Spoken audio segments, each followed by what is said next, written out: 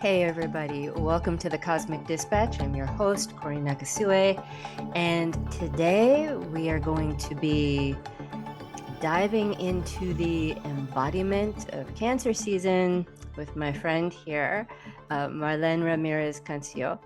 And we're going to do that first, and then I'm going to take a little break, and then at the end of our segment, I will do a forecast for Cancer season and take you through all the major transits.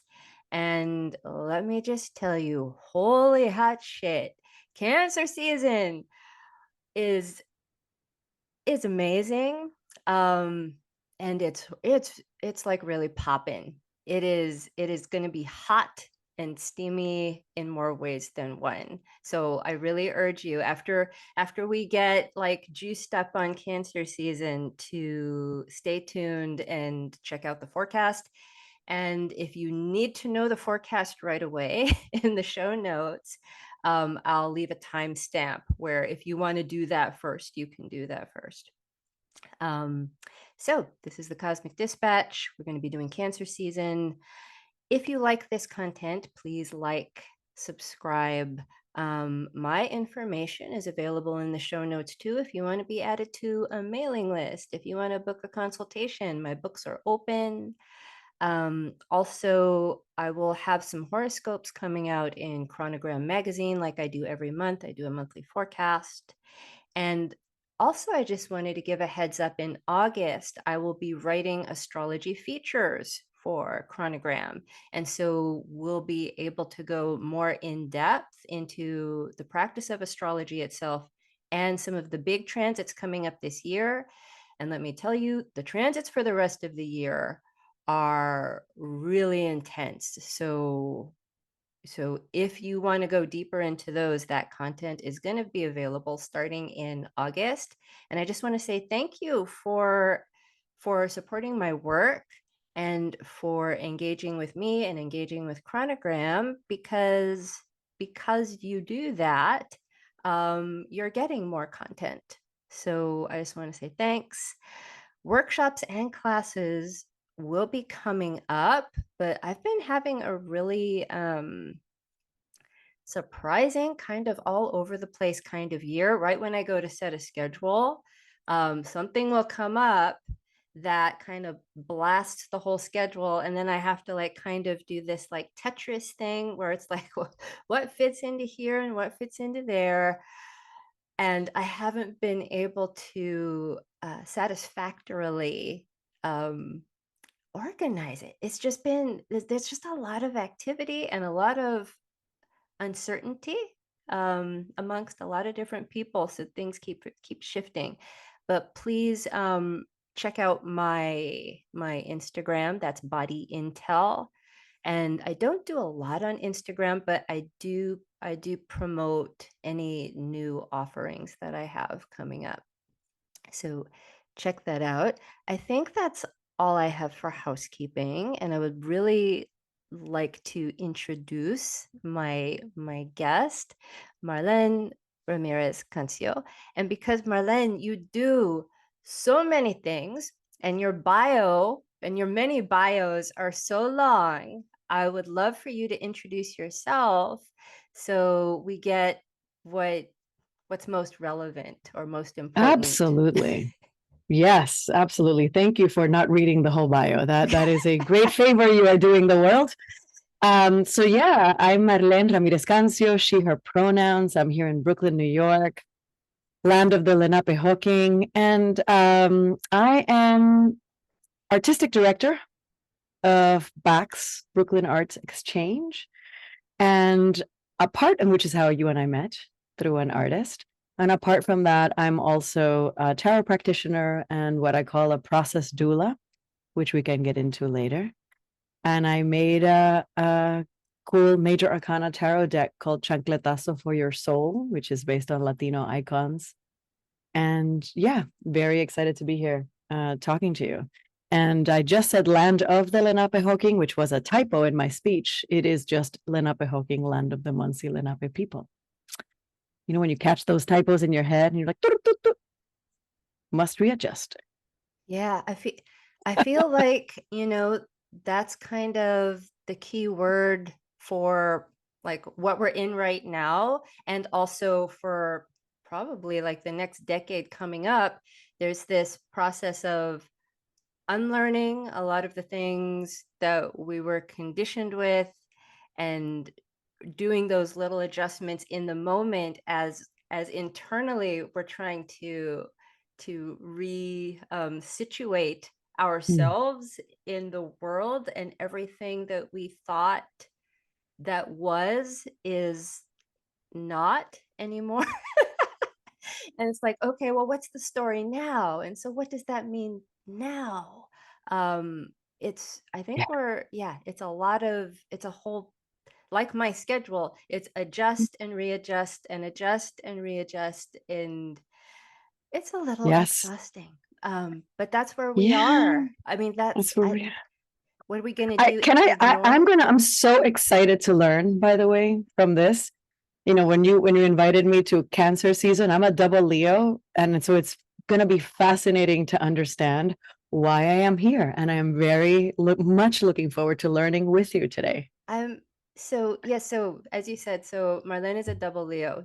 You have the sun and moon in Leo, and they're at an almost exact new moon. Like it's a beautiful Leo signature, but you also have Mercury in Cancer, and it might seem like a no big deal Cancer placement, but the way your Mercury is in Cancer, and then knowing all the things that you do, I really wanted to pull that one out for this season, because it was like the the work that you do, and that aspect placement and the way it is aspected, it's like you're a Mm. perfect expression of these, especially Cancer Leo points in your chart. So I really wanted to Woo.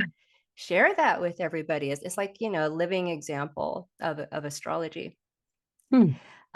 So yeah, as Marlene said, we know each other from, I'm collaborating with an artist who's an artist in residence at Bax, and her name is Elizabeth Motley. I was like, oh, I'm looking for someone who, does, divinatory arts, but is also an artist themselves, also doing performing arts. And let me put this in my order too. And the work that they're doing in the divinatory arts has something to do with, the creative arts. And she was like, oh, I know. And so then we had a really amazing conversation that I'm honestly still thinking about, even though I think that was like a month ago. It was just such a Yeah. great conversation. So Truth. Marlene, so some of the, like, even if we looked at your many bios, here are some of the things that made me think of Cancer, even though you're a double Leo, when I was thinking about this show.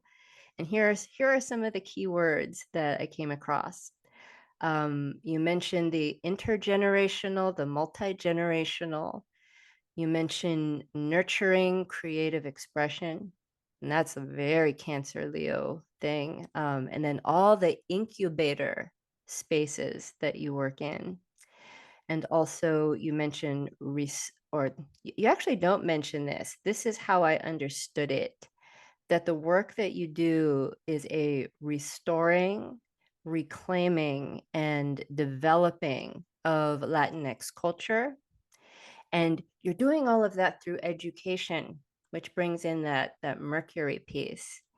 Um, and so those are things that I really identify with Cancer, along with things like the matriarchal archetypes, which when we're talking about Cancer, that's usually, if you don't have a very deep knowledge of astrology or divining practice, at least oh, that's the sign of the mothers, the moms, the abuelas, Mhm. the the wisdom teachers who are teaching like the wisdom of the feminine. So all of those things, but even in that very top layer of Cancer, I see and you are an actual mom, I right? am Like an you have actual birth mom. children. One child. Okay, Yes. One child who appears in the deck as La Nena for the sun card. But yeah, I am a mom. And you're right. All of those things do come in. During my work at Bax, it comes in as an arts incubator. We have artists in residence, as you know. We do nurture individuals and communities through education, residencies, workshops. And before that, I was also incubating through a program that I founded in 2008 called Emerge NYC, which is an incubator for emerging artists, especially artists of color and queer artists. And then I brought that into Bax. And so along the way, somewhere in there, because of doing all that work, there were so many conversations that I got to have with people wondering, what should I do? What's my project? Who am I? How does this align with my values and my practice? And so a lot of doulaing, which I would define as just as a pregnant woman might have a doula, and it's not the doula's baby, right? It's not my project, it's not my process, but I help the person birth something, and it has been mostly creative projects, creative practices, and sometimes, well, not sometimes, always, it involves life itself. How do I see myself in life? How do I see myself, and what do I want to express? If you don't know yourself well, if you don't know your dreams, your angers, your blisses, you might not be hitting the points that you want to express through your work. And so that's why it's like when you say it like this, right? Oh, it's very, all of those things tie in together. It's true. They do. And the deck only is sort of a visual arts sort of collage physical expression of a certain kind of practice. It's like, throwing tarot is like process doula sessions with pretty pictures. You Mm. just have these icons that you throw and you can converse and ask questions. So thanks for that summary, extrapolating from all the bios. I really appreciate that mirrored back to me. Thank you. Yeah, it's like of course, the Leo's in there with the creative expression, but it really seems like you're more invested in that creative labor part Yes. and helping the artist with the creative contractions to like get it out, get Yes. it out safely, and in a Mhm. healthy way. And I find, because I'm an artist as well, and we all need some kind of doula. We all need some kind of support because it can be a pretty violent process, and it can be, especially if you're making work that is, daring or risky, and you're going to some scary places, which I think that's where we should be going in our art. Yes. You can't go there if if you if you don't already feel supported or safe in some way. And that I see as the Cancer work. Cancer also has ties to foundations and the home, safety, and protection. That's why, we like these incubators. It's when life is so fragile that before it's ready to come out and engage with the elements, it while it's still fragile, it needs to be held in a safe place, right, while it grows. Yeah. And Yeah. so yeah, you're in all these incubator spaces. You even like name yourself a process doula. And I'm wondering, for people who maybe they enjoy the performing arts and they're not familiar with that type of work, what kinds of things do you do, like specifically with artists, to help them in their process? Absolutely. It's fascinating. I think if people are familiar with birth doulas, um, they would find it easy to understand, at least metaphorically, what it is that a process doula is. But basically, an artist might come to me and they have an idea. They want to do a thing. And they might have it somewhat articulated to themselves, somewhat not articulated to themselves. And by asking questions, that's why my tarot practice and the process doula practice is called Mujer que Pregunta, a woman who asks. Mm. And it came really originally from Mujer que Pregunta es mujer que sabe. A woman who asks is a woman who already knows. So, meaning not me, but the person doing the asking the tarot questions. There's part of, I believe, we sort of already know certain things, even as we ask. But then Mujer que Pregunta has also come to double for myself, really asking questions, getting really curious. And one thing that I encounter a lot, and I would say this with a lot of love, but especially with women and especially with women of color, is imposter syndrome, is getting in our own way, is having been told that we are not enough, that other people are better. You have to prove yourself 3 times over.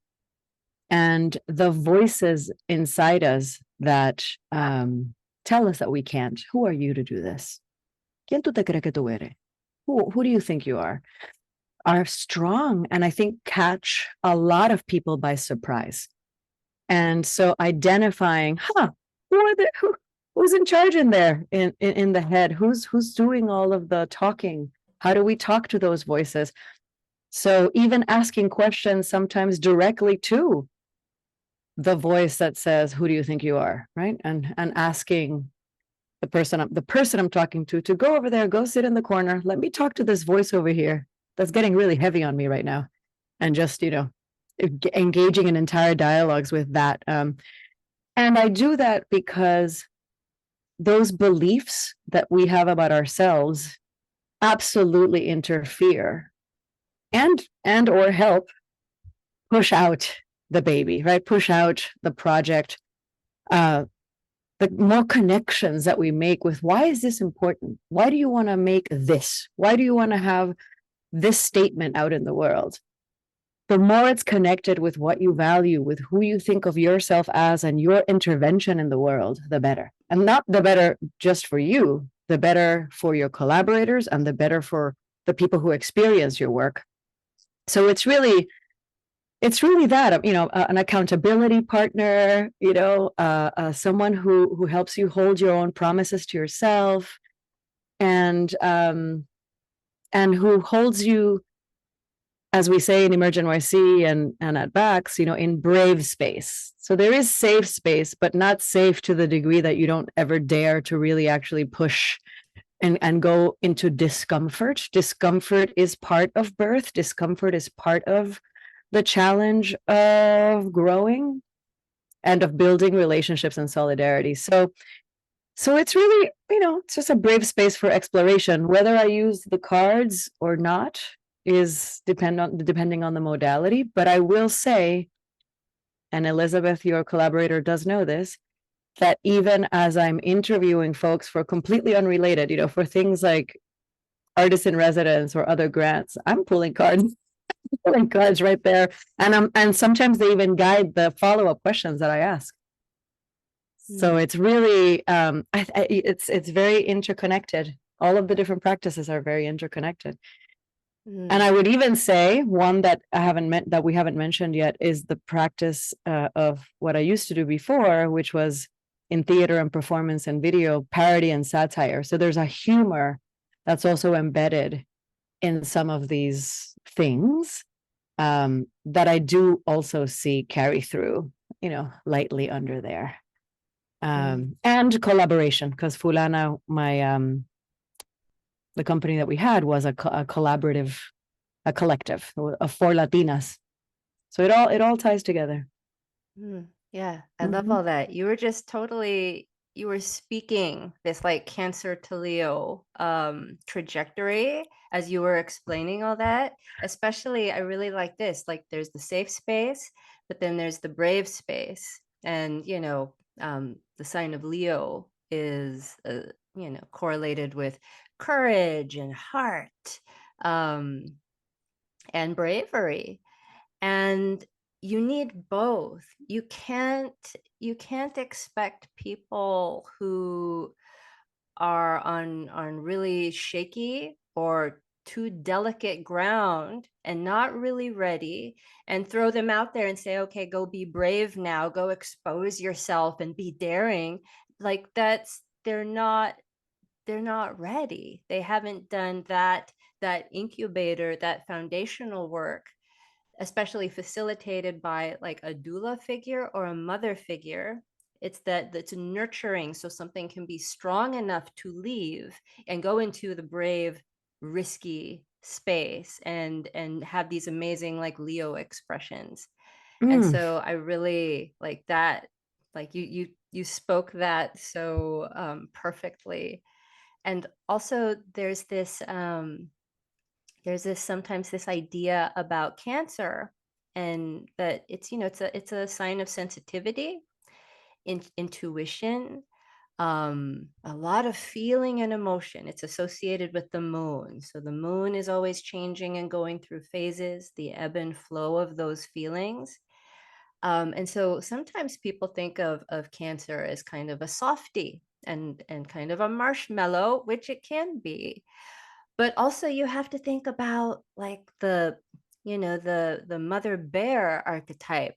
Like, when I was hearing you talk about, you have to be also tough with the people that you're helping, otherwise they will just that's when we coddle people, right? We keep them in that safe space, and then they're never strong enough to go out and do something brave.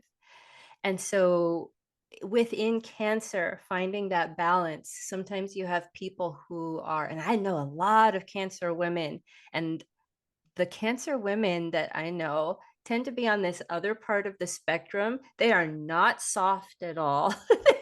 They are fierce.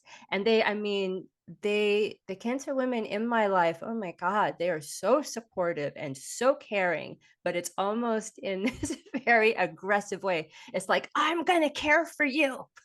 I'm going to make sure you're okay. It's like, okay, okay, it feels good. It's also a little scary, but it's like, we know that type of mother archetype, right? The really fierce mother. And then there's Mm. the other end of the Cancer spectrum where it's all softness and love and feeling and intuition. But as with everything, there is no like, well, there's this Cancer and this Cancer. There's those two poles, and there's everything in between. Especially with Cancer, because it's associated with the moon, there's flow, and it moves through all the different phases. So when Cancer is working well, it can be very fierce and it can be very soft. Um, so You just reminded me of Bjork's song "Come to Me." I'll play it later in my room when I'm done. But yeah, I just you just reminded me of it. It's all about caretaking and protecting and yeah. If you don't know the song, I will send it to you. I'm gonna write that down. Come I to Me I by love Bjork. I love Bjork. Is that a It's new one? nope, it's very It's old. very old. Okay, It's very old. Yeah. I'll have to Yeah, yeah, listen yeah, to yeah. that. Yeah, you should. Yeah, I think it just yeah. I think in terms of songs so much, right? So even in the Chancletazo book with every description of a card, there's a song associated and a playlist, but that one's not in it. I Well, just thought of it. music is such a great way. Like, not everything can be named, right? Not everything is an idea with a name and a title. And that's another Cancerian thing, using things, using the intangible, like music, feeling, emotion, image, the subconscious. Yes. The moon in astrology is about all of the things that have not reached our conscious mind, unconscious tendencies, things that live in our body. again, with Cancer, all of these things from the body, the primordial, the very first things that were on Earth, we didn't have, verbal explicit language at that time. A lot of things were just felt and translated in many different ways. But I want to talk about divination work, because I do divination work as well, and there's a lot of intuitive practice that goes into that, and a lot of people who are not familiar with the divinatory arts, and they think of, astrology and tarot as like, oh, fortune telling, um, which it is not when practiced well. It's an expansion of these other ways of knowing. It's an expansion of intuition. And so I was curious, I see in a lot of your work, your artistic work and your divinatory work, there's a high level of social consciousness and social engagement. And I would love for you to talk about these practices that you do that may or may not involve intuition, but that are about looking to the past and certain heritages, and how you I guess how you use your relationship with the past and with tradition and ancestors in your work now with people. In my work now, in terms of, holding space for others, I do work with vast majority people of color. And there's a lot of, as you said earlier, reclaiming ancestry, heritage, powers that might have been attempted to be taken away by dominant society, that artists, want to reclaim for themselves. They want to challenge the dominant narrative right now. They want to challenge and to engage in world making, some unworlding, as well as some theorists would say, some undoing, of course, of worlds that we know, like the Tower card, right? We have to dismantle in order to then build back up. And ancestors and history and different arrangements, so to speak, that have affected people's lives and defined people's lives, are constantly being engaged with. And part of that is race, of course, class, gender, sexuality, all of those lineages and heritages, and how they speak in people's own bodies. That's all crucial. I think intuition work does come in to a lot of that. Why are people asking these questions? What is it like for them to be in this present moment, doing work that they might imagine their great grandmother never even having been able to imagine? And hopefully then doing work as well that lays a foundation for future generations to be more free, more liberated by. And so I think that divination for me, because in the way that I practice it, is not, as you said, it's not about fortune telling. For me, it's a way of inviting people to tap into their own intuition. And when I am doing a reading, it's never anything fixed. I always say, you know more than I do. If this card, I'm saying blah, blah, blah, this card here, blah, blah, blah. And you say, no. That's my dad. Then that's your dad. Because that's the message that your subconscious is trying to give you right now. Speaking of the moon and the subconscious, you got dad from that thing, take it. I am a conduit for you to be able to engage with your own subconscious and your own intuition. And so just as in divinatory practices, it happens in any practice that is artistic and is calling upon embodied knowledge and wanting to create something that will not only engage audiences' thoughts, but also their feelings. And it's you can go and write an essay or write a nonfiction book, and that's great. We need it all, right? We need all of the things. But when folks are engaging in the creation of art, they really are engaging in a realm that aims to make people feel something. So imagine if someone is aiming to do that and they're blocked in their own feeling. How are we good conduits for messages if we cannot tap into our own intuition and embodied knowing? So I don't know if I completely answered your question, but it's so connected to me. It's so interconnected that You totally, yeah. you answered the question plus, and you answered it so beautifully. And I'm in agreement. I do a similar practice to you Mm. using astrology, but I wasn't creative enough to call it like process doula. So like I do this thing with artists. I coach and I edit and I assist, and it's like I guess I'm a dramaturg. I use a lot of in the words. in the feminist practice of credit where credit is due, my beautiful childhood friend Ana Ortiz, who is a chef from day into night, she has her own practice, initially called me a project doula. But she's known me for a long time.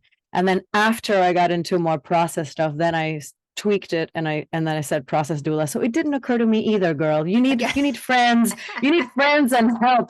And people really seeing you and giving you the gift of seeing you truly in order to reflect you back to yourself.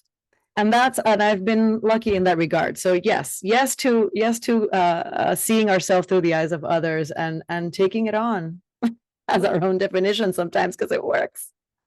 and and it's interesting that instead of going into this more feminine place of the doula or the midwife, which a couple of my collaborators reflected that back to me, and I thought that was interesting.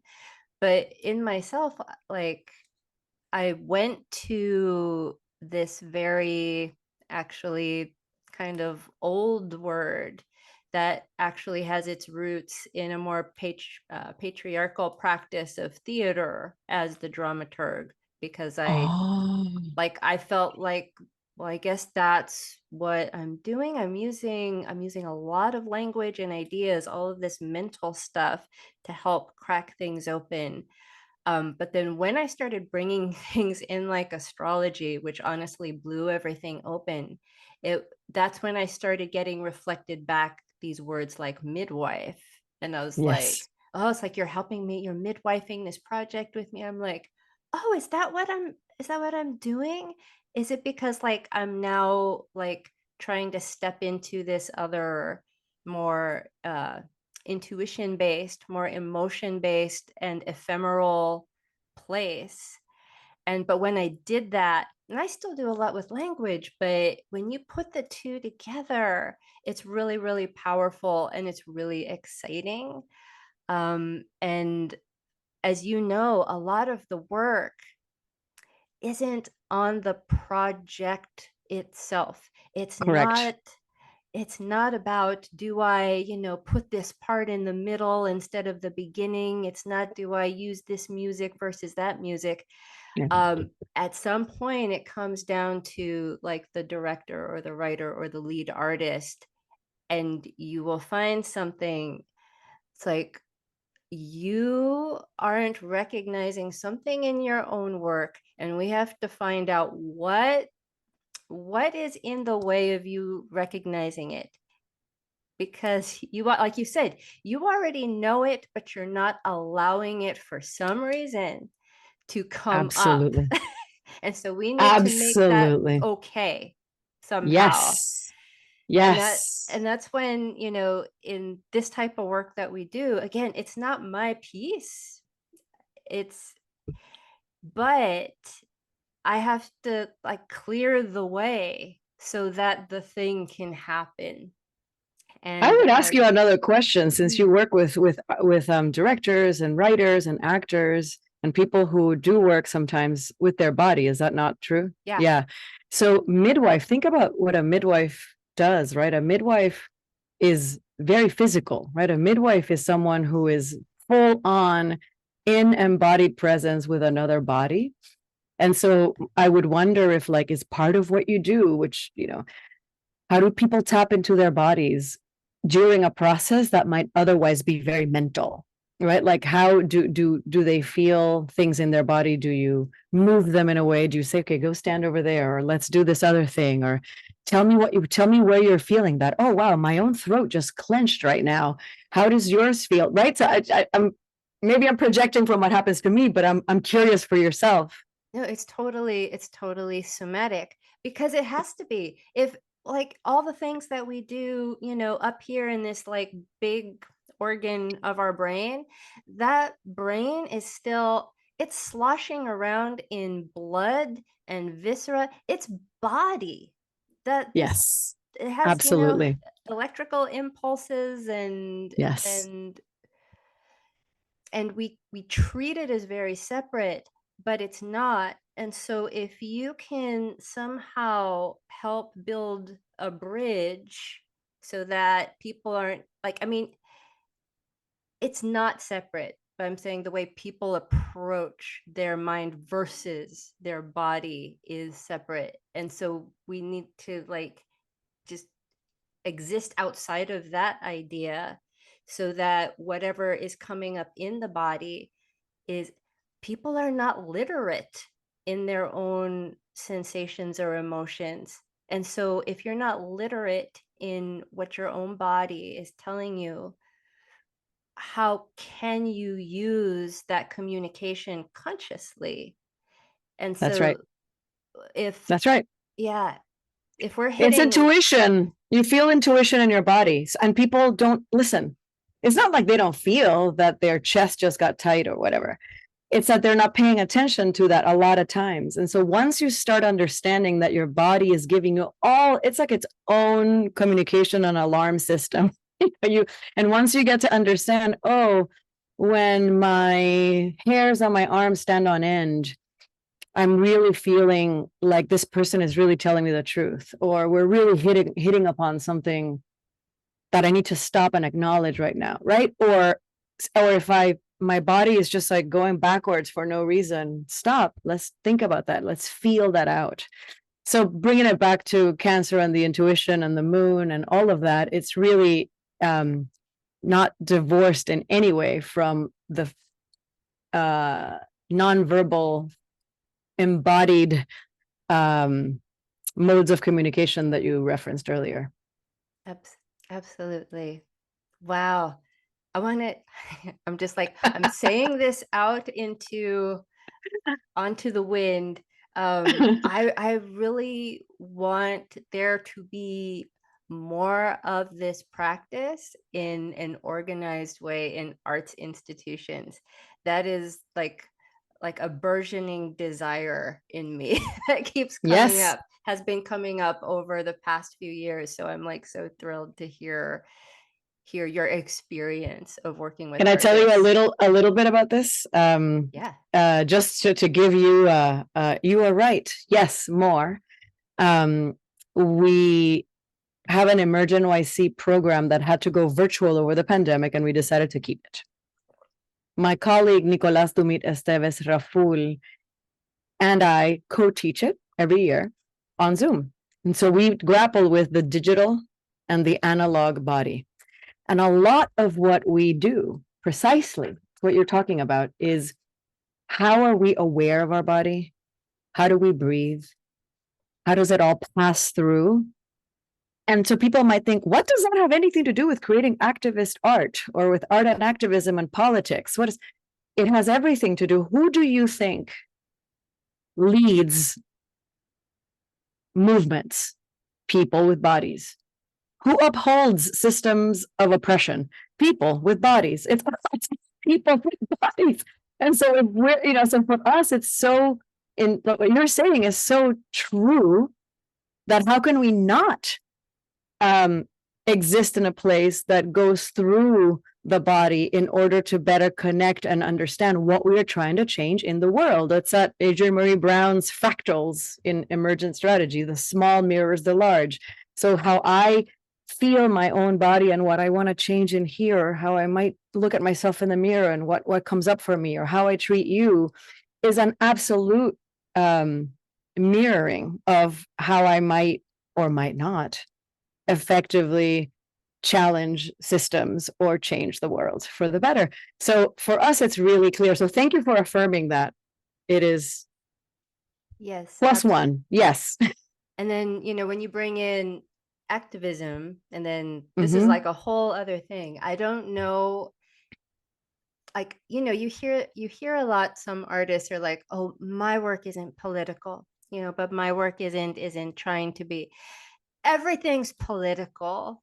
And if you're not intentionally aware of that, or making art to reflect whatever your politics are, um, I don't I are you making entertainment? Are you creating something to soothe the nervous system, as opposed to creating something to wake it up and change it? And that's And like if a you whole are, thing. yeah, even if you are, sorry for interrupting. I Oh, no, just it's realized I've okay. done that many times. That is part of what I need to look at in my own mirror. So apologies. I do feel like even if you are, making entertainment, that is where you are politically in the world, right? These other things that might be burning in the world for you are not as urgent, right? So you are placing yourself in a politics, even if you don't mean to. It's like in disability justice work, reminding folks, it's not that you don't have access needs.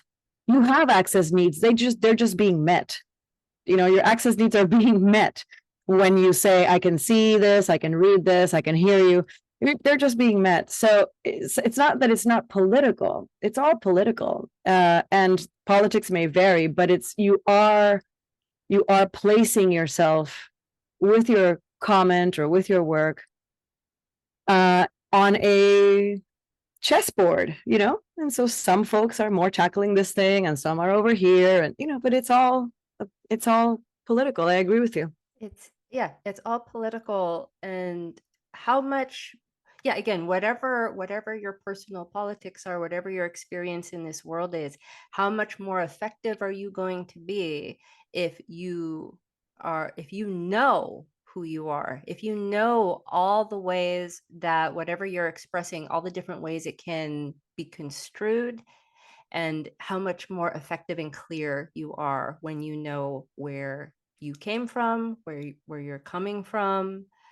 Um, yeah, Yes. there's no such thing as, "Oh, I'm not political." That's political. Um, uh, Absolutely true. Yeah. and so, which brings me to your tarot deck. Yes. Would you give us a little history on that, or anything you'd like to Yes, say about it? absolutely. So full on pandemic, early pandemic. This is a full on pandemic project, so that's why I start there. We were in lockdown, and my good friend Angie Cruz, who's a novelist, said, "You know what? I want you to read my tarot over Zoom." Okay, let's do it. Read her tarot over Zoom. It wasn't a practice that I was ever charging for.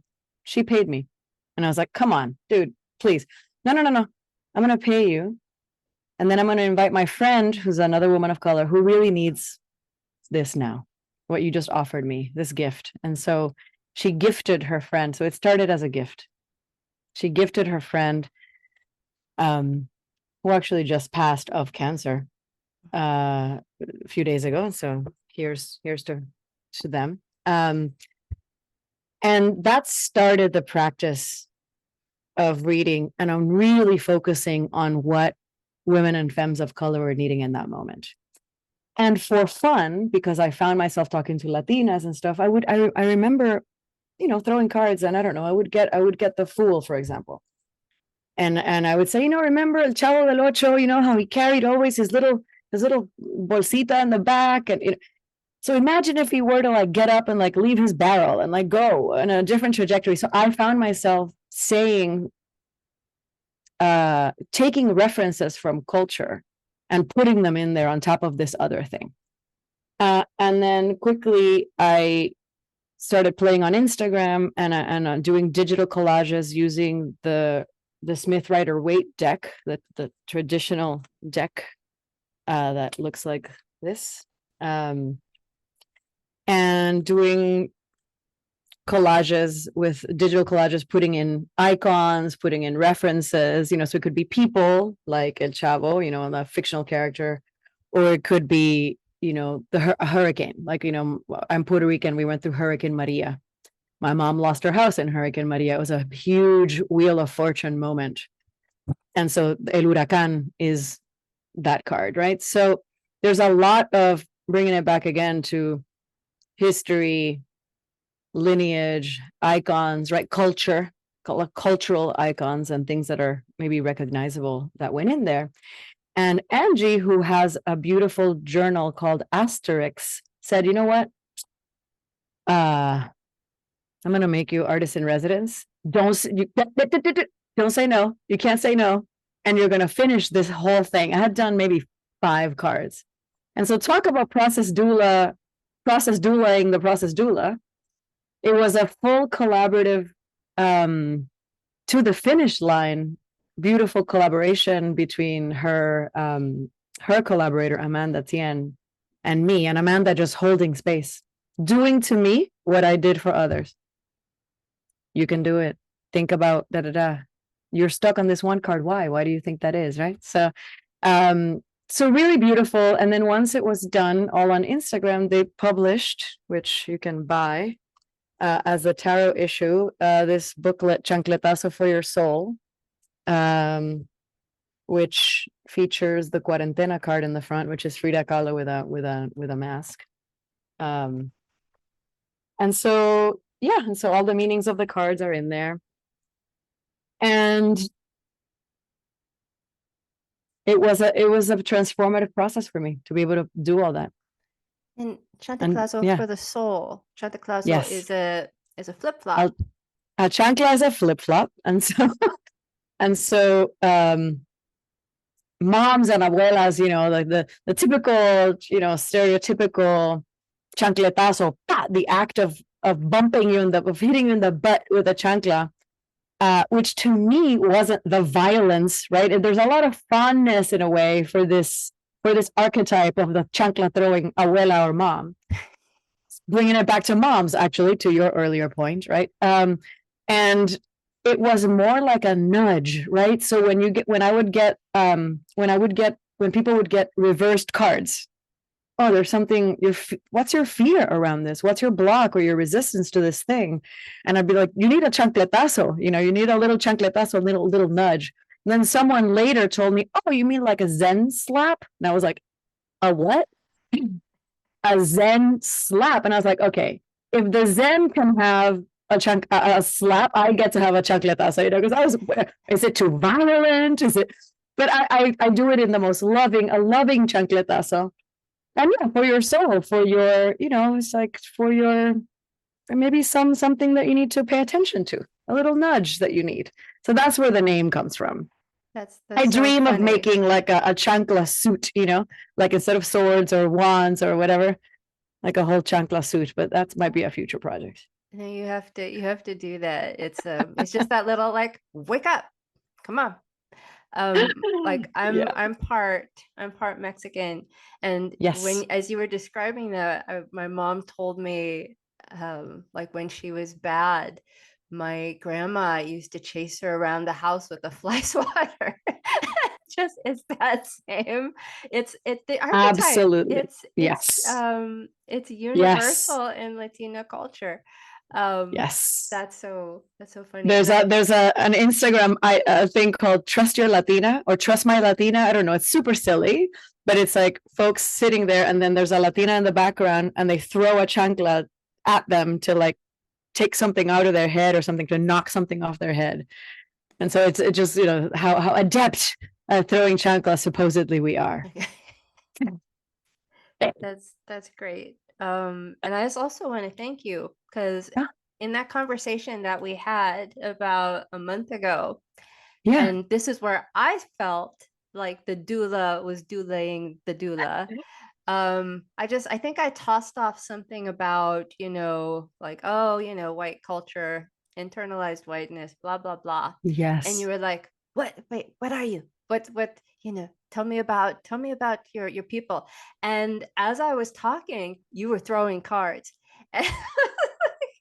But then and then we we got on the subject of how I was more connected to my Asian heritage Yes. and all of my white culture conditioning and internalized whiteness.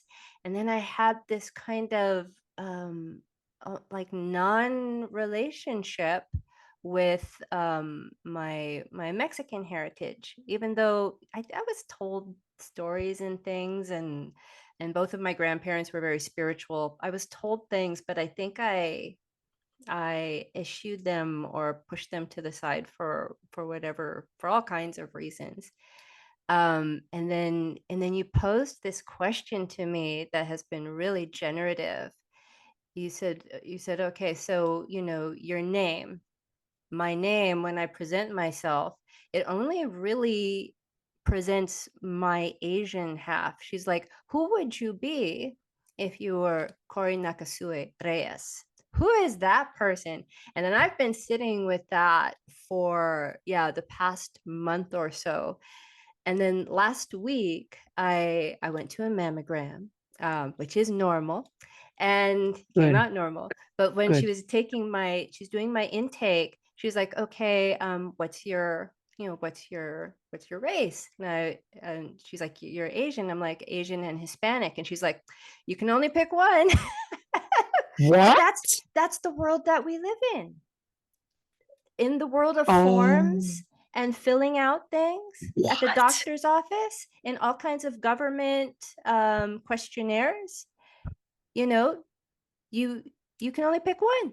In 2024? Oh Yeah, my in God. 2024. Like Oh, it's still that there. breaks my heart. But you know that in your real life, outside the form, you get to not just pick one. Oh, totally. But I've been thinking about, this name change. And then all Yeah. of a sudden, as that was in my mind, an aunt of mine out of nowhere, she put up on Facebook the birth data for my grandma and grandpa on my Japanese side. And I was like, oh, send me that. I think I want to start doing some ancestry work. And then I asked my mom for my other grandparents, my Mexican grandparents' birth data. And so now I have all four charts, and I've been mining them for patterns, and it's been like weirdly healing and inspirational. And I realized, like, I almost got a little teary when I saw some of the placements for my grandma and grandpa on my mom's side, because I felt like I know that pattern, or that pattern is alive in me. and and so I'm not there are astrologers who like specialize in doing chart lineage, and I'm not one of those people, but I can Wow. still pick out some patterns. And um, it's been really interesting. So I Oh, wanted to thank you for that, oh, Marlene. that is so beautiful. It's funny, there's your practice in the astrology, and for me, when I think of Reyes, right? If you were to add or to be like to lean into your Reyes, I would ask you, oh, when you look at the tarot and the kings, Reyes means kings, right? So like, what self-authority becomes possible when you identify as Reyes, if you look at it through the different kings? And you want to hear something like just even more perfect? I'm a Leo rising, and Leo is the sign of kings. And Oh, so, and I don't know why I've known my mother's maiden name for my entire life. I've been doing astrology for like 30 years. And yeah. then for some reason I was like, Oh my God, I have to. How did I not? How can I not incorporate this to embody my own Leo rising even more? And my own Leo rising has some like weird, I have some Leo issues. Okay. What would happen if I reached back into my Reyes Mexican heritage? What might happen to this Leo part of my chart? And so yeah, Wow. that one conversation spun all that, and I Uh, wanted to communicate that to you. Cory, and this is why we are alive, right? This is the stuff of life right here, these Yes. connections and things that make us feel more connected. I really feel like this is why I live, at least. This is what makes me get up in the morning. So thanks for that reminder. And I'm glad to hear that. Thank you. And then one last question about your deck. Yes. Um, since we are talking about Cancer season, could you share Yes. with us like your interpretation of the Moon card? Absolutely. In my deck, the moon card is La Sumac, and the image inside the moon is Ima Sumac, who was a Peruvian singer from the 50s. And she has a voice that is uncanny. Her range is so wide that it goes from the very, very, very low to the high pitched, can break a glass kind of thing. It's almost like a human theremin when you know that instrument that Yeah. is so the moon being such a card of the unconscious, the subconscious, dreams, the eerie sort of the fear sometimes. That voice really uh, hits it for me. So it started there. And for me, it's a very dual card, as with the traditional moon placement. It's about dreams, the intuition, the feminine side of the moon.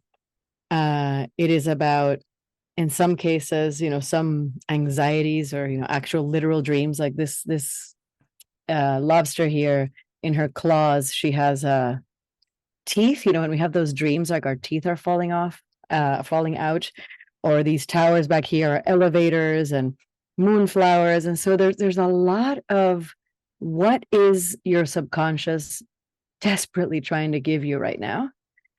And to listen, as I want to always encourage, listen with your whole body. And this is not about the mind right now. Let your mind take a little break. What are the symbols? What are the brujerias that are required right now?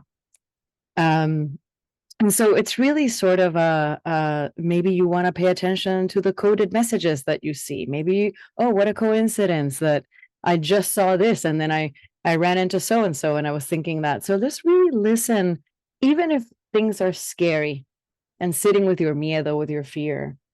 And then it coupled with the deep range of the voice of Imasumak, it it asks me, at least, it's almost like, how do you vibrate like the theremin, right? How do you vibrate with all these feelings completely? um Mm. so yeah, that's really, intuition and embodied knowledge. I think that these are things that the moon card gives us. Those, um that's beautiful. yeah. I think it's time. I'm gonna pull up your chart and Oh yeah.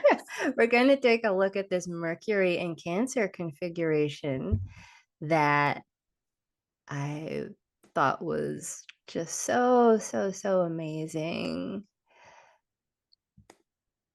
Cannot Um, wait. so for those of you who are listening, or podcast listeners, you will not be able to see the chart. I'll do my best to remember. It's like I'm making a mental note to myself. So Marlene has Mercury in Cancer. And so on its own, let me bring this back here. Okay.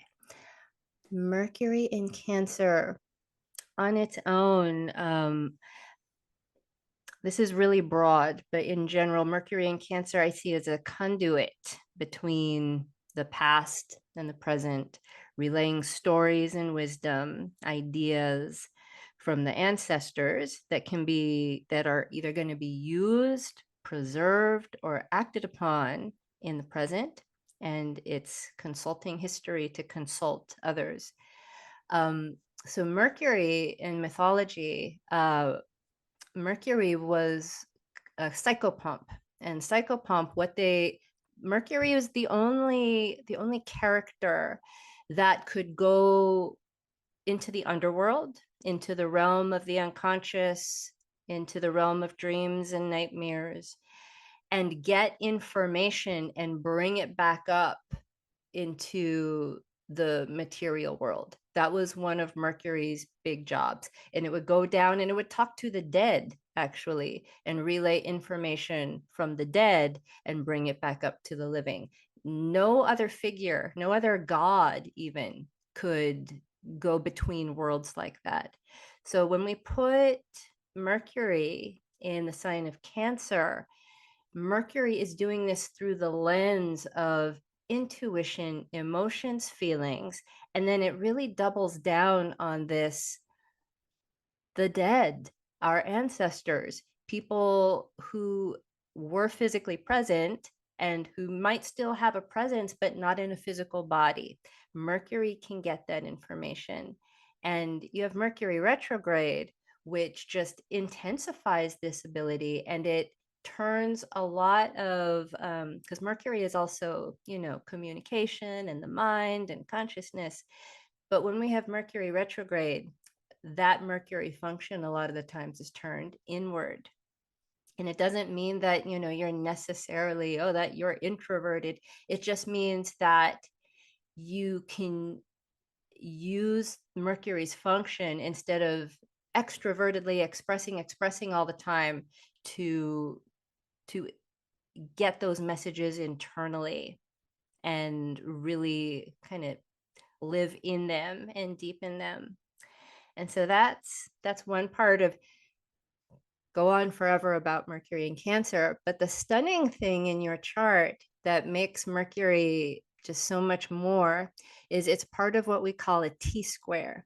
And you got a lot going on here. So yeah, if you're not on YouTube and you're listening on podcast, Marléne has a lot of aspects. All her planets are talking to each other. And that's what a lot of these lines represent. And so it might be hard to see, but you have this Mercury retrograde in Cancer square Mars and Chiron in Aries. And it is also square, it's hard to see, it's also squared Uranus in Libra. And then Uranus and Mars and Chiron are opposite. And so it creates like this triangle figure, or like a T, has 3 points.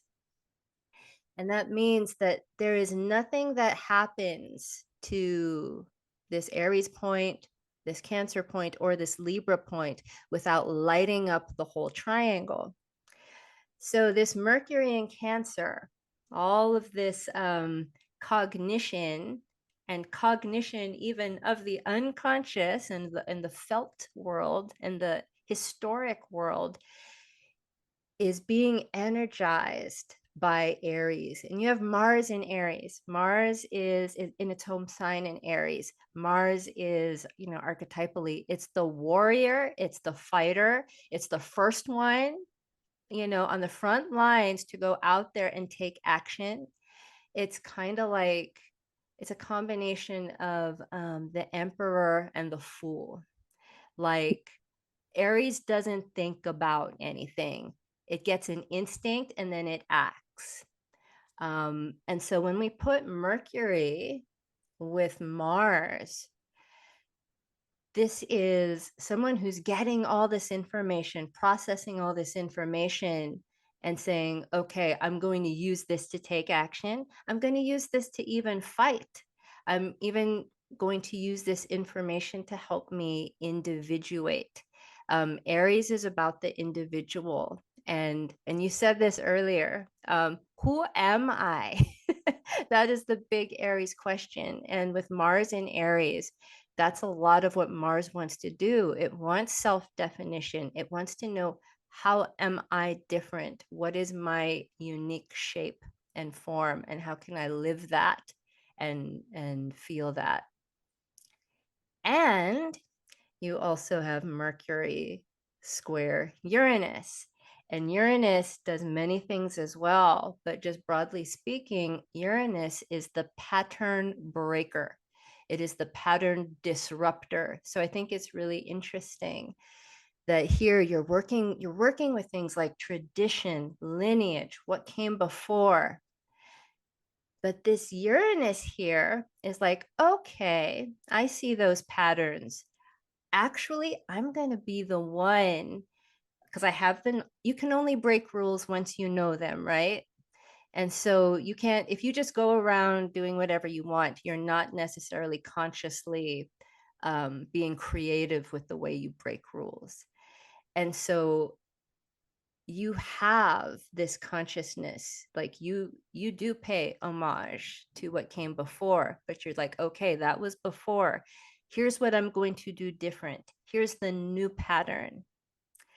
And then if we pull in Mars again, you enact it and you lead the way into brand new territory. Aries is also the pioneer. It's going to be the first one to, there is no path, there is no trail. It makes the trail, the trailblazer.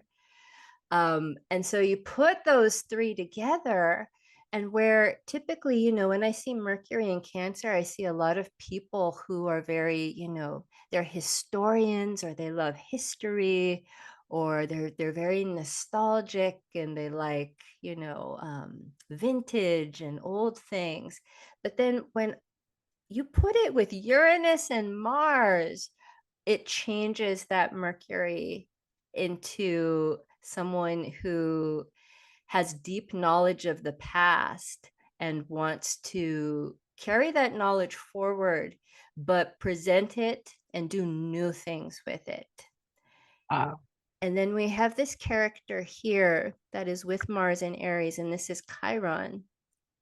And Chiron, there's a couple of interpretations. One is the maverick, again, the one who does things differently and uniquely, and also the wounded healer, where, Chiron wants to, Chiron deeply feels the wounds of the past, and one of its reasons for being is to, through knowledge, learn as much about these like transgressions and wounds in an effort to become whole again and healed. And being in Aries, that would lead me to believe, so close to Mars, that there might be some pain around doing things like breaking from the pact and doing your own thing. And maybe some lessons to learn about acting first and thinking later. Like there's some kind of refinement or maturity that needs to happen around this instinct to fight. Mhm. And once you and I are around the same age, we both had what we call our Chiron return, and that usually happens around 50. And that's when a lot of, especially if you're someone who does a lot of self work, around 50 is where you get the culmination of a lot of this healing. And Mars Aries healing is a lot of typically some wounds around existence, just like basic existence and taking up space and feeling healthy levels of assertion. Because we all know when it's not healthy, it turns into like violent aggression. But also going the other way, if again, we're thinking about the spectrum, there's violently aggressive for no reason because you're being overly defensive. And then there's not taking up space at all and not expressing yourself at all. And Okay. so, once you hit about 50, wherever you have Chiron, if you've been, conscious and doing some work, that's when those archetypes really mature and you become like this mature warrior, trailblazing leader type of figure, which you are. Again, if we read your many bios, it's a lot of leadership roles and leadership roles in breaking patterns and making new ones based on what this little Mercury is doing. Wow. So that's what I thought was Wow. really stunning. I will say too, back to the wounded healer, the reason why I can do great work when it comes to getting underneath people's imposter syndromes and all of those self blocks and ways we distract ourselves is because I know them intimately, right? So if I didn't know how it is, I wouldn't be able to really get in there. I wouldn't know, but I do know very well. So I love this wounded healer archetype, and I love the coming into 50 as a moment where the archetype matures and settles itself. That's really beautiful. And my question here, just even seeing the little numbers, right? The 6 and the 9 and the 12, in the houses, wondering if that is just something we ignore, or is that something that adds to these interpretations Oh, it in your adds. reading? That's what, Okay. like I've been working with my own chart forever, and the relationship to it and the archetypes are so big and rich and full, and they keep Okay. expressing themselves to you like all the time.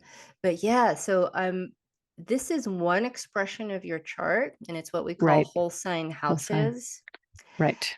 And sometimes I use a different house system that would change Yes. where your planets are placed, and that would be a different interpretation. Yes. But just quickly, like where in whole sign, where Yeah. you also have the South Node in Cancer, which means you've done Cancer before. Like you came into this life already wired up with all of these Cancer stories. Okay, My Cancer. dad's a Cancer. There you Hey. go. Yeah, it's like you were already marinated in that Cancer broth. Um, Interesting. and so Okay. yeah, doing this Mercury. But this ninth house where the Cancer stuff is, that's the larger mind, that's cultural institutions, that's institutions for higher learning. It's philosophy, studies, teaching, learning. I mean, that's where the Cancer stuff is. And then if we just, move a little bit over to your Leo placements with what is, Yeah. it's technically a balsamic moon in Leo, but it's so close. It's so close to being an exact new moon in Leo. And this is the most public part of your chart. This is, the career, vocation, your reputation, your role in society. And like right Okay. out there is like this big burst of Leo, creative Wow. self-expression. Um, and so we can kind of see how this Cancer stuff feeds right into your like most visible expression of who you are. And it's, oh, and there's Yeah. so much more. There's this opposite Jupiter in Aquarius. So just, really quick, this Mercury in Cancer being in a T square with Uranus and Mars and Uranus together, we get this explosive kind of energy. And that's my experience of you, that there's this expression, and it doesn't come out, it doesn't ooze out, it doesn't trickle out, it kind of pops, right? It pops out. And same thing, having this Jupiter opposite your Leo planets, there's that again, this bigness, this boldness. And so I see, it's just so nice to see someone so clearly in the chart. And Thank you for then this so much. we won't even put, just so people know that Marlene is a Scorpio Scorpio rising rising. with the part of fortune exactly conjunct the midhaven for all of you astro nerds. And so that's where we get the bruja, right? Oh my God. I know nothing about this. There's Wow. this is a rabbit hole, Marlene. It's I'm telling you, all I knew, if you had asked me, this is all I could have told you, everyone. I would have said July 29th, Benito Mussolini. It's like, it's Leo, it's Leo, double Leo, and a rising Scorpio. Watch out. But then somehow I was always disidentifying with the rising Scorpio's reputation for the stinging.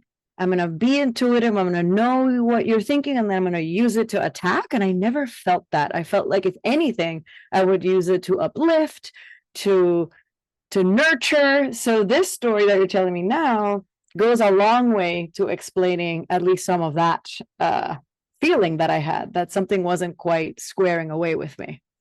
yes, like so, it's all of these archetypes and symbols, they're neutral energies, but everyone uses them differently.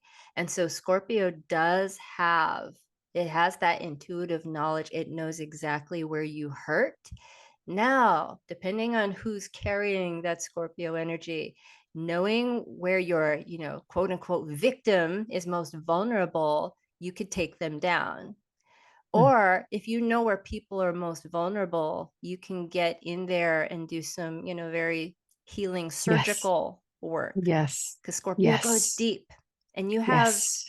you have Mars in Aries, which rules your Scorpio, because Mars rules Aries and Scorpio. And that's a strong Mars that you have because it's in its own home sign, which means, it's like surgery. This would be like a literal surgeon who takes the scalpel and cuts and gets in there and heals and then closes it up. But this also applies psychologically, mentally. It's, Scorpio energy, used well, can go straight to the wound, straight to the vulnerability. And then it's up to that person whether they're going to do something constructive with it or something destructive. So Yeah. Wow. that's a little Marlene Thank 101. you. No, and I'm glad that for everyone listening, we saved it for the actual podcast because I wanted to be surprised and my mind blown live, and it has. It has been blown. Wonderful. And so that's a little bit about, like, that's one way a Mercury in Cancer can play out, and there's a million other ways, just so people don't get pigeonholed into, what Mercury in Cancer is. Right. And then before we're through here, I would Yes. I would just love you to pull a card. Oh, what card? Do you have any specific inquiry or Or, anything that you've been thinking about or sitting with? or maybe just like in general, since we're talking about this Cool. Cancer season coming up, these next four Yes. weeks, Yes. any kind of All right. context or guidance on that. I'm gonna pull from my deck and see what happens, okay? So Okay. any context or guidance for the upcoming Cancer season. And interesting. So I pulled La Epifania, which is in traditional tarot, it's the judgment card. This card is a play on the Fania All Stars. They have a song about the phone ringing. There's a little phone hanging down from the heavens. It's like with the judgment card, life is calling, your life purpose is calling. Pick up the phone. You are born to do a thing. Now is the time to listen, to honor that, and to go forth. You're so close to getting there, right? It's the card right before the end of the journey. with that ends with the world. And so it's really for me like listen to the music, listen to the call, and heed it, answer it. Life purpose. La la la. I think actually a lot of people are really wanting to hear. They're searching. Things are pretty confusing right now, and a lot of people are doing that rewiring and readjusting to bring it back to the beginning of our conversation. But you have to listen for that coherence and listen for, what is it, getting the signal from the noise, being able to That's separate right. it out. That's right. Well, you've taught us so much about that. So thank you so much, Marlene, for Oh my God. joining me in this little Thank you. exploration. I know I'll be talking to you again. Yes. Oh my Lord. Thank you so much, Cory. I really appreciate it. And yeah, until next time. Yeah, and all of Marlene's info will be in the show notes if you would like to get in touch with her. Um, and one Mhm. last opportunity, if you have anything coming up that you would like to plug. There's nothing specifically coming up right now. We have some beautiful Emerge NYC performances that are happening for invited and trusted guests in the Brave space that I'm very much looking forward to seeing what folks do.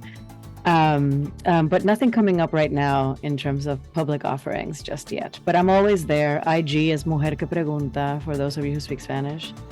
I'm sure we'll write it down somewhere. And yeah, I'm here.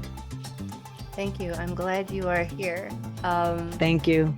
And so we are going to take, or I'm going to take a short break. And then when I come back, we're going to do the Cancer season forecast. So I'll see you in a couple minutes. Thanks, Marlene. Thank you. Hey, everybody. I'm back after a short break, after bidding farewell to my friend Marlene, who I just think is, I wouldn't say she's like an embodiment of Cancer, but an embodiment of that Cancer into Leo situation, an embodiment of the beginning and the middle of summer. Um, and so if you're starting with this forecast, I highly urge you to go back and listen to our Cancer embodiment roundup. So many good things to say, so many good things to say about making art and the ways we prepare ourselves to express ourselves by incubating thoughts, feelings, ideas, and histories in our bodies.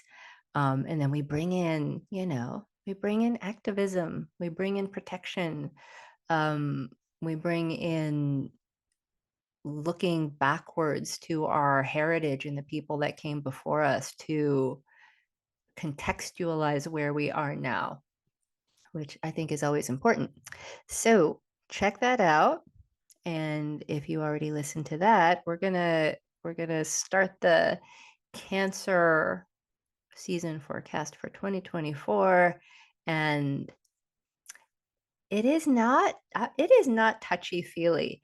It's rather explosive and a bit harsh. I'm going to start with the short forecast that I wrote for Chronogram magazine, Hudson Valley magazine. Um, and I titled it Ignite, Burn, Smolder, if that's going to give you any clue to, what this Cancer season might feel like. Literally and metaphorically, I think it's going to be another record-breaking hot one.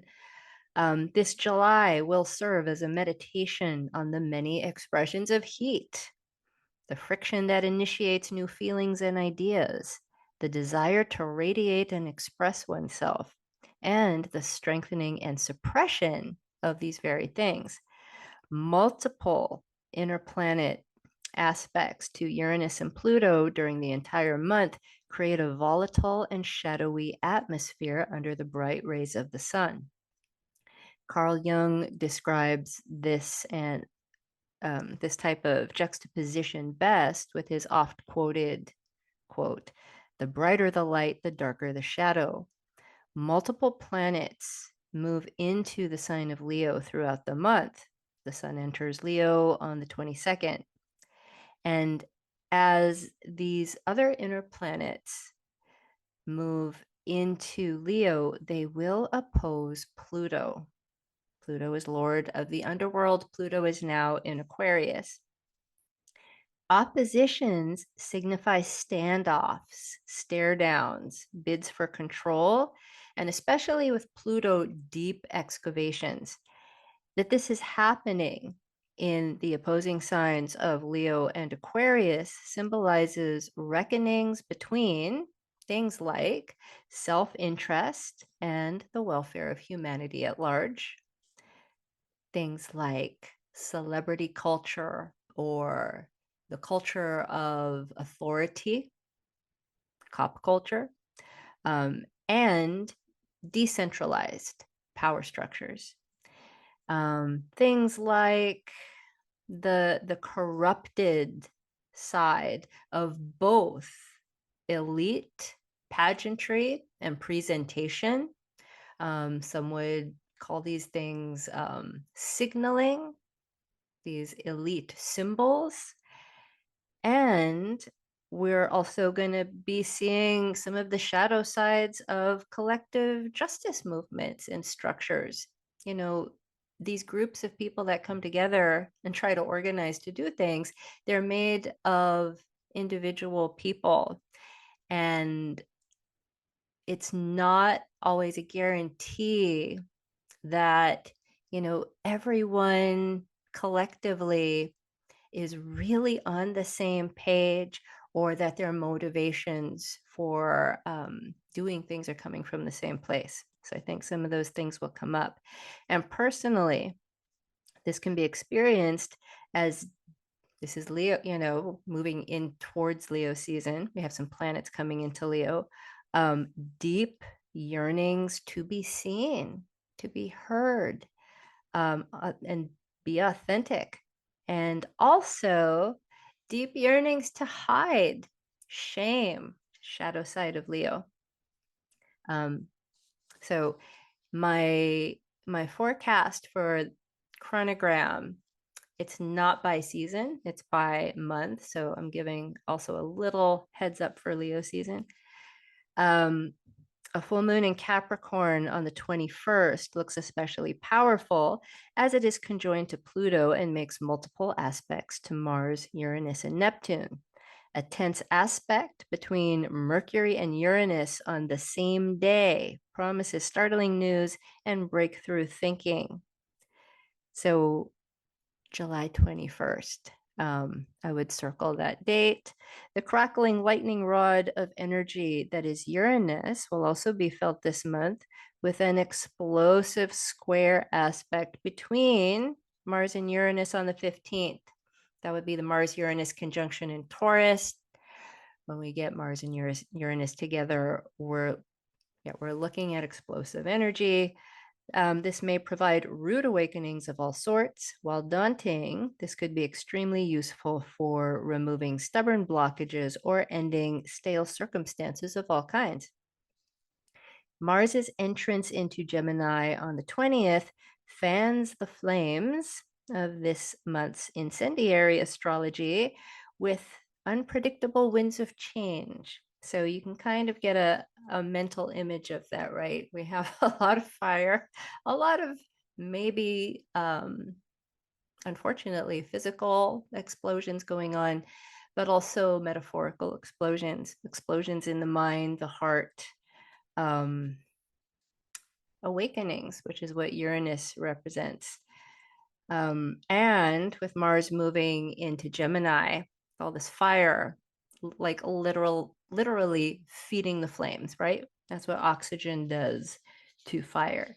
But now I want to take you through transit by transit, lunation by lunation, what Cancer season is is doing, what it's shaping up to be. So the sun enters Cancer on June 20th, and then we get our summer solstice. It enters Cancer at 4:51 Eastern. And we talked a lot about Cancer for about 90 minutes. And the right after the sun enters Cancer, we get our solstice. We get a full moon in Capricorn on the 21st. And this is really, really interesting. This is like one of the key signatures of Cancer season. Cancer season is bookended by two full moons in Capricorn. So we get a Capricorn full moon, like the first day of summer, first day of Cancer season, and we get another Capricorn full moon at the end of Cancer season. So that's telling me that we really want to look at the Capricorn houses in our chart, because as we know with Capricorn, something concrete, something undiluted by feeling and fantasy and ideas, something actual and material is going to land. Something that is easily definable, hopefully, will land. Like these Capricorn lunations have a lot going on, and I'm going to flesh those out. So let's take this first full moon in Capricorn on the 21st. So this first full moon in Capricorn might feel like it's concrete, but I would pause because it's in a square to Neptune in Pisces. And when we have kind of Capricorn and Pisces going on at the same time, the desire for things to be easily definable and real might influence how we judge things. They might not actually be concrete and definite, but our yearning for that type of thing will color the way we try to convince ourselves that something is. And that's when we get a little dangerous. I have nothing against fantasy, illusion, magic, wishful thinking, imagination. This is the stuff of life. This is amazing. It's wonderful.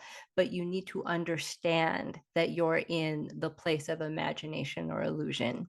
And use it accordingly. Imagination is incredibly useful, but we can't identify it as something concrete. And because these are long-term transits, we have Neptune in its home sign of Pisces right now, very, very good at generating things in the imagination. But we also have Saturn, which is the ruler of this full moon in Capricorn, in the sign of Pisces as well. And in 2026, they're going to make a big conjunction that is a real game changer. But they're hanging out together now. They're like roommates in the same house. They haven't like become besties yet, but they know each other. They're getting to know each other better and better every day. So there's something about these full moon lunations in Capricorn during Cancer season that are really causing us to examine what we think is real and what we think is a story, an illusion, part of our imagination, or really investigate the way we feel about not knowing things yet or being uncertain. Because sometimes uncertainty itself can be so uncomfortable, it drives you to just say, well, not knowing is anxiety provoking. So I'm just going to decide that I think this is what is, and then I'm going to stick to it no matter what, just so I can feel, again, that false sense of security. That's a possibility for this first full moon. So just yeah, be cognizant of that. Um, there's a lot of ways this can play out, but those are some of the types of things that come to mind with the way this full moon is expressing. And then following that, the next big thing that happens, again, very Saturn Neptune, also this Cancer season, Saturn stations retrograde on June 29th, and that intensifies Saturn in all of its expressions, wanting to define, wanting to demarcate, wanting to draw lines so something is distinguishable from something else, right? Neptune tries to, if Saturn is the pencil drawing these lines to create shape, Neptune is the eraser erasing those lines because it doesn't want those lines there. It's like, why are you putting lines here? Why would you separate one thing from the other when everything's connected? So when Saturn goes retrograde in Pisces, it's been doing this process for over a year now. Saturn stays in Pisces for 3 years, all told, about 2.5 years. We're getting a lot of this confusion. It's even hard for me to like express clearly. It's like when you, if any of you draw, like use pencil to draft things, it would be this situation of like drawing a line, erasing it, redrawing it, erasing it, and then you have all these like weird faint lines, and then you can't remember, well, which line was the one I really wanted to create this shape. And so that just might be one expression. You can always decide to pay attention to something else, but those things are very much in the air. And I, for one, have been really noticing that dynamic of people, you know, maybe not even using pencil, but drawing something in pen and then scratching it out and like, no, no, no, that's not actually, that's not what I meant. Or I just discovered that the line isn't supposed to go there. Um, a lot of adjustment, a lot of, not even readjusting to material things, but readjusting how we see things. Like when you, if you've ever used a, old school film camera, you're constantly readjusting the focus. And right when you think something's coming in nice and clear and you get the image, if your hand slips a little, it goes fuzzy. And then if you turn it too far in the other direction, it goes through a moment of clarity and gets fuzzy again, like when you're working with the f-stop and all of that shutter speed. Yeah, that's the best, like one of the best like embodied feelings of this type of transit. And then next, on July 2nd, Mercury enters Leo and Neptune stations retrograde, intensifying the erasing aspects of Neptune and what it likes to do. It's like, let's blur these lines a little bit more. It can create some really romantic experiences. But again, can you enjoy the romantic experience? Can you enjoy the imagination and understand it as that instead of mistaking it for something that is materially real and treating it as such? Which I realize with a Saturn and Neptune occupying Pisces is going to be really hard to do. But it's exercising that patience to constantly be adjusting the lens. Um, and if you're not like really set on needing things to be certain all the time and right away, you could actually discover something. You could actually create something that surprises you instead of, attaching to something you think you already know, maybe because you had a good experience with it before 5 years ago and want to keep like replicating, that level of certainty. That's going to be really hard to do. Mercury and Leo, we're having a tonal shift in the way we use our minds, the way we express ourselves. This is where, the mind and communication come alive a little bit more, maybe get a little more flashy, a little more fun, but also a little more fiery. Leo is a fire sign. A lot of desire to say, this is who I am, and express the self for better and worse. Some people could use this Mercury and Leo energy to help them value what's going on in their mind and the way they express themselves. And some people may be doing this a little too much. And if that is the case, that will be reflected back. So Mercury in Leo, Neptune stations retrograde on July 2nd. We have a new moon in Cancer on the 5th, a fairly straightforward new moon in Cancer. So you can see where Cancer falls in your chart to maybe set some new intentions around all of the things I talked about at the beginning of the show. Incubating, protection, safety. Um, you know, that new moon happens, one day after Independence Day, the 4th of July, for anyone who, celebrates that. But I, you know, Cancer has a lot of connection to the United States of America. If we look at the United States Sibley chart, which is the chart cast for July 4th, 1776, in Philadelphia. There's another chart for America going around, but I really like using this one. In America's natal chart, it's not, it's not a person. It wasn't born, so to speak.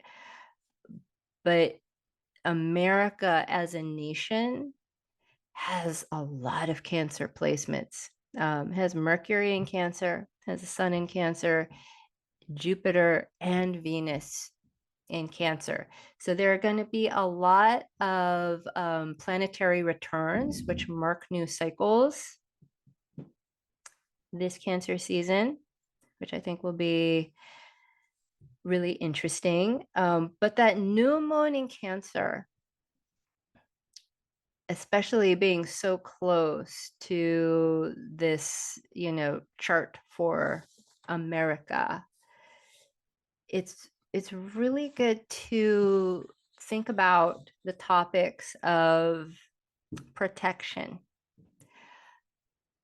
And that's like one of the key words for Cancer is protecting the home front, homeland security, protecting my tribe, protecting my body, protecting my data, protecting from danger.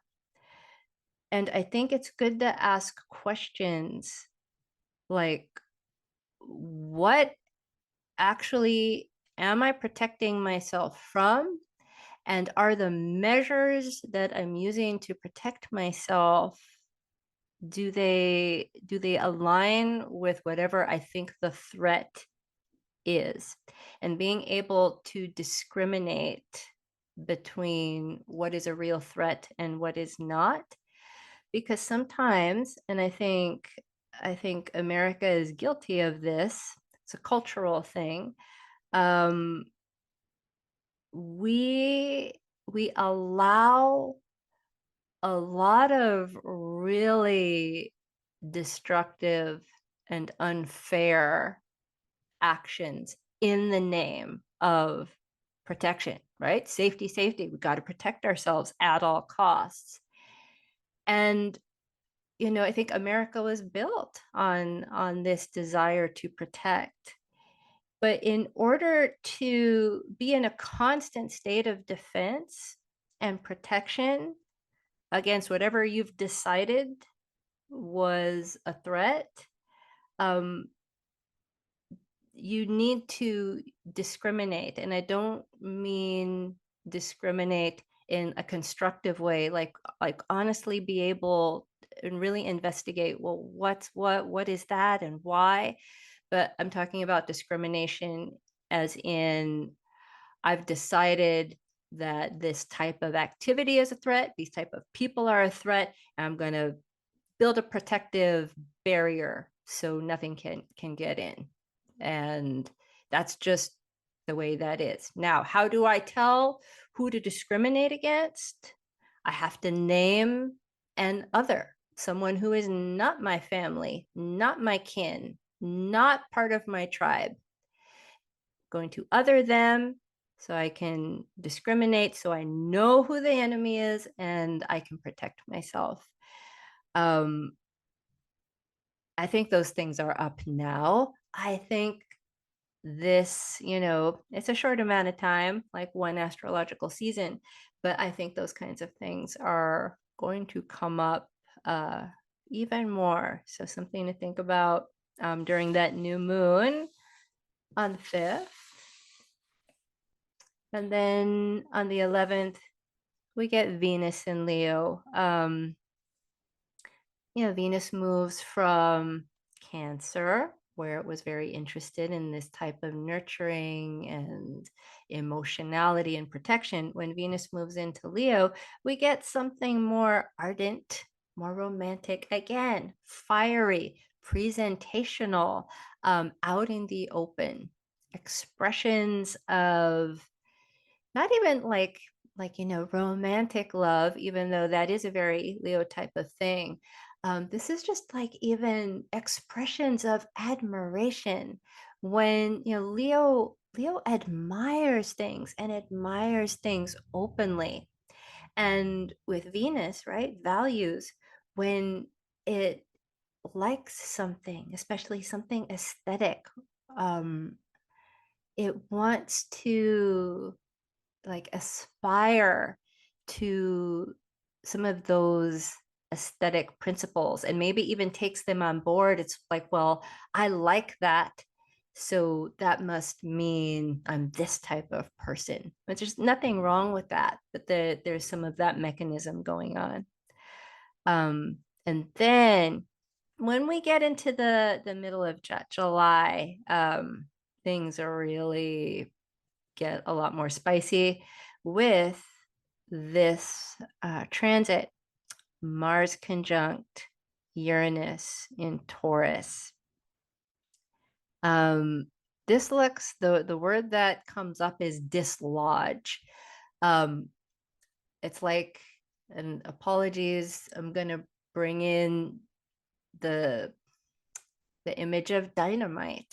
I know it's very touchy right now and a horrible use of explosives.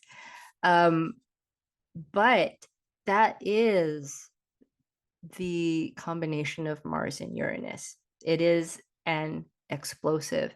And then when we put that in the sign of Taurus, something that doesn't move, doesn't budge, something material, we get we get an exploding of something that we thought was really solid and held in place. And again, this could be literally or metaphorically. This could even just be an idea that was just so lodged in place. And then this, transit comes around and explodes that. But very, very incendiary. Um, and then on the 20th, Mars enters Gemini. And then here we go again. Mars was kind of lumbering along in Taurus like a bulldozer, moving heaven and earth to get something to happen in a very slow, strong way. And then when Mars slips into Gemini, all of a sudden we don't have that traction. And Mars likes to do things, Mars likes to act. And all of a sudden it's in this air sign that wants to do everything all at once. And especially, Gemini is a sign of Mercury. It wants to think all the thoughts, say all the things, have all the conversations, and multitask. And it wants to express things out of both sides of its mouth at the same time. And so here's where, in this like very heated atmosphere, things can kind of reach a fever pitch and get very confusing, or this situation of just too much going on.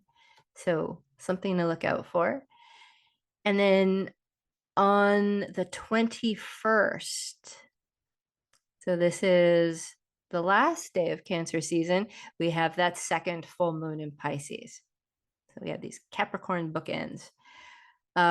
And this full moon in Pisces is at 29 degrees Capricorn, and it's trine that new Mars in Gemini. And it's also trine Uranus. It's sextiled in Neptune. And then just to cap it all off, it's conjoined to Pluto.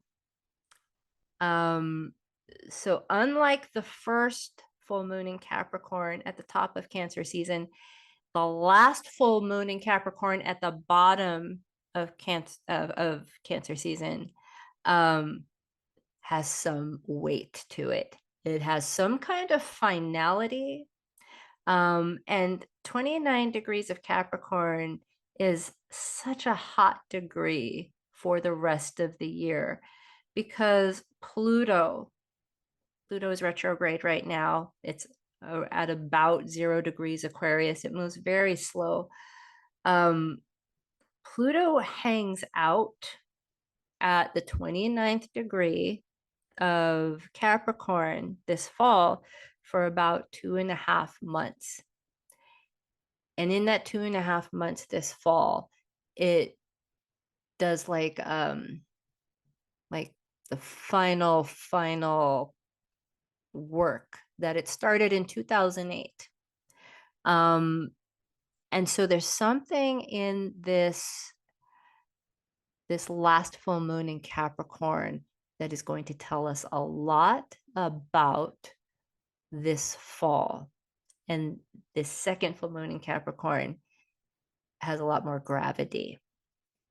And it's purgative. It wants to get rid of something once and for all. And, it's talking about the chart of the United States of America. We just had our Pluto return in Capricorn. And when Pluto goes back there to that 29th degree, it's hovering around that Pluto return degree in the Sibley chart. So all the things that have happened in that Capricorn area since 2008, but especially of, I would say, the past, 4 or 5 years, something comes to an end, and then we're going to get a whole new story when finally Pluto enters Aquarius and does not retrograde back into Capricorn anymore. And then it's a whole new 20 years in the sign of Aquarius. So that July 21st is another day to circle. And then on the 22nd, the sun enters Leo. And then we'll see where we are then. I'm always open to questions. My books are open if you want to take a look at your chart.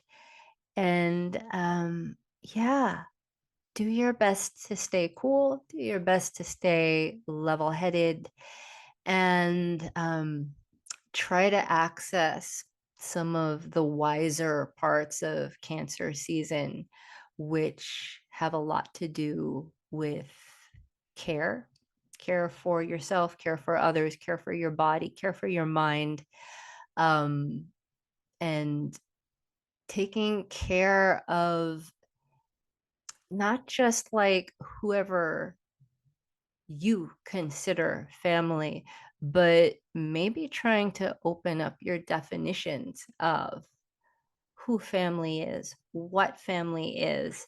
I think, family is so much larger than we've been conditioned to think. And we've been conditioned to think that way, so we can feel safe. I think we can feel safer if our notion of family is larger. And so I will leave that with you. Have a great Cancer season, and I'll see you next time.